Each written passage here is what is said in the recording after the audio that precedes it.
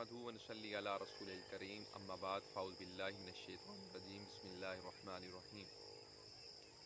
कुर्बानी के अयाम करीब हैं। आइंदा चंद वीडियोस में कुर्बानी के मसाइल डिस्कस करने की कोशिश करेंगे। सबसे पहले तो हमें यह पता होना चाहिए कि कुर्बानी किस शख्स पर वाजिब होती है, यानी कि कुर्बानी के वजूब की शराइत क्या है। सबसे पहली शर्त यह है कि मुसलमान हो, क्योंकि काफिर इबादत का अहल ही नहीं होता। उसके बाद आज़ाद हो, क्योंकि ग़ुलाम किसी चीज़ का मालिक ही नहीं होता। फिर आकिल व बालिग हो। उसके बाद मुकीम हो, मुसाफिर ना हो, साहिब इस्तिताअत हो। अब साहिब इस्तिताअत शख्स कौन होगा? यानी कि 7.5 तोले सोना या 52.5 तोले चांदी या इतनी मालियत की रकम या कैश, प्राइस बॉन्ड वगैरह, या हाजत असलिया से ज़ायद उसके पास सामान हो, यानी कि जो उसकी बेसिक नीड्स हैं उससे अगर अजाफी उसके पास सामान पड़ा हुआ है तो उस पर भी जो है उस कुर्बानी वाजिब हो जाएगी। अब कुर्बानी जो वाजिब होगी तो ये देखना है कि कुर्बानी के अय्याम में भी अगर उसके पास पैसे पड़े हुए हैं या सोना है या चांदी है या माल तिजारत है तो उस पर कुर्बानी वाजिब हो जाएगी। यानी कि 10, 11, 12 ज़ुल्हिज्जा तक उस पर कुर्बानी वाजिब हो जाएगी। अब ये है कि अगर कुर्बानी आप पर वाजिब हो जाती है तो अक्सर देखने में आया है कि पूरी फैमिली की तरफ से एक ही कुर्बानी कर दी जाती है और कहा जाता है ये पूरी फैमिली की कुर्बानी है। अब अगर पूरी फैमिली के अंदर बाप है, उसकी बीवी है, बेटे हैं, जो भी साहिब निसाब होगा हर एक को कुर्बानी अदा करना पड़ेगी। ऐसा नहीं है कि पूरी फैमिली की तरफ से एक ही अदा करें और कहें कि अदा होगी, ऐसा नहीं होगा। और बाज़ औक़ात ऐसा भी होता है, हमारे यहाँ सोसाइटी में ट्रेंड चला हुआ है कि कहते हैं कि इस दफ़ा बाप की कुर्बानी होगी, यानी कि वालिद साहब की तरफ से कुर्बानी होगी, अगली दफ़ा वालिदा की तरफ से कुर्बानी होगी, अगली दफ़ा बड़े बेटे की तरफ से कुर्बानी होगी। ऐसा नहीं है। जिस पर कुर्बानी वाजिब होगी उसी की तरफ से कुर्बानी को अदा किया जाएगा।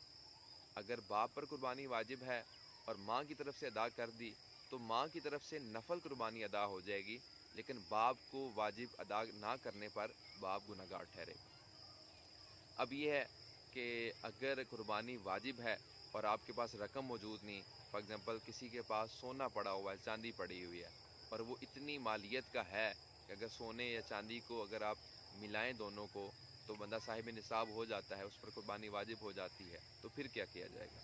तो फिर यही है कि वो अपने उतनी मिकदार का जो सोना है उसको सेल कर दे और जो अमाउंट होगी उस पर फिर वो कुर्बानी अदा कर दे। अगर कुर्बानी वाजिब है और उस बंदे ने कर्ज दिया हुआ है तो कर्ज वाली रकम पर क्या हुक्म होगा? अब इसमें अगर ये सूरत है कि आपने कर्ज दिया हुआ है और कर्ज जो मिलना है वो मुहर्रम में मिलना है या फिर सफ़र में मिलना है, रबीउल अव्वल में मिलना है, इन्हीं महीनों में किसी में मिलना है, यानी कि ज़ुल्हज के बाद अगर किसी महीने में आपने कर्ज आपको वापस मिलना है, तो उस सूरत में फिर ये होगा कि आप जिसको आपने कर्ज दिया हुआ है उससे आप रिक्वेस्ट करें कि मुझे इतनी अमाउंट वापस कर दें, मैंने अपनी जो है ना कुर्बानी अदा करनी है। अगर आपको गालिब गुमान है कि आपको वो कर्ज जो है ना उतनी अमाउंट वापस कर देगा तो फिर आप उससे मुतालबा करें, वो आपको दे दे और आप फिर क्या करें, उस कुर्बानी को अदा कर दें।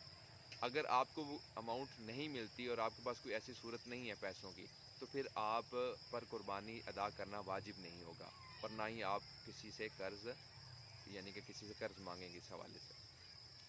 अब यह है कि अगर एक फैमिली है और फैमिली में बाप और बेटे वो इकट्ठे रह रहे हैं और वो इकट्ठे एक बिज़नेस चला रहे हैं, फॉर एग्ज़ाम्पल कोई डिपार्टमेंटल स्टोर है, उसमें बाप भी हैं, बेटे हैं, सारे मिल के चला रहे हैं। तो अगर तो बाप ने बेटों को उसमें मालिक बनाया हुआ है, यानी कि बाप के साथ बेटे भी उसमें शेयर होल्डर हैं, यानी कि वो साथ मालिक हैं उसमें बिज़नेस में, तो फिर उस सूरत में देखा जाएगा अगर बेटे भी साहिब निसाब होंगे तो बेटे भी कुर्बानी अदा करेंगे। तो अगर ऐसा नहीं है, सिर्फ जो है ना बाप बच्चों को सिर्फ खर्चा वगैरह ही देता है, ठीक है, तो उस सूरत में चूँकि बेटे किसी चीज़ के मालिक नहीं है तो फिर बेटे साहिब निसाब नहीं होंगे, सिर्फ बाप की तरफ से ही कुर्बानी अदा होगी। सिर्फ बाप पर ही कुर्बानी वाजिब होगी और वही उसको अदा करेगा। अब अगर आपने कुर्बानी जिस पर वाजिब थी कुर्बानी वो अदा नहीं कर सका तो उसके बारे में क्या हुक्म होगा? क्या वो अगले साल 2 कुर्बानियाँ करेगा?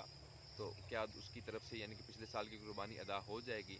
तो उस हवाले से गुजारिश ये है कि जिस पर कुर्बानी वाजिब थी اسی سال کے اسی ایام میں، یعنی کہ ایام میں نہر جسے بولتے ہیں قربانی کے ایام، اسی ایام میں قربانی کرنا اس پر واجب تھا۔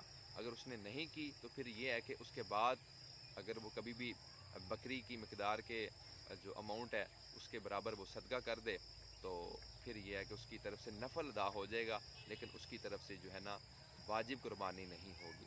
آئندہ چند ویڈیوز میں انشاءاللہ قربانی کے مزید مسائل کو ڈسکس کریں گے۔ اللہ تعالیٰ کی بارگاہ میں دعا ہے کہ اللہ تعالیٰ ہمیں شریعت پاک کے احکامات کو سمجھنے کی توفیق عطا فرمائے۔ آمین بجاہ نبی الامین صلی اللہ تعالیٰ علیہ وآلہ وسلم۔